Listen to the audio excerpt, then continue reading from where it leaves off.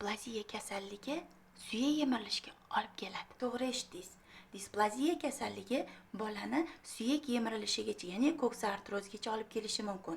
Displaziya kasalligi o'z vaqtida va to'g'ri yo'llar bilan davolanmasa, unda bolajoningizda oyoqlari bitishi noto'g'ri bo'lib qoladi va buning oqibatida bolajoningizda, ya'ni suyak o'z joyiga, golovkalari o'z joyiga kelmasligining oqibatida unda suyak yemirilishi, ya'ni noto'g'ri ishqalanishi oqibatida bolajoningizda suyak yemirilish kasalliklari rivojlanib ketadi.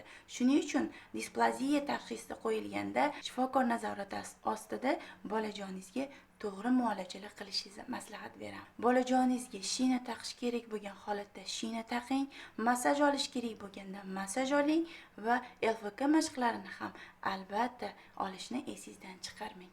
Agar mana shu ma'lumotlarim sizga foydali bo'lgan bo'lsa, uni yosh bolasi bor onajonlarga jo'natib qo'ying. Sahifamga obuna bo'lish va like bosish esingizdan chiqmasin.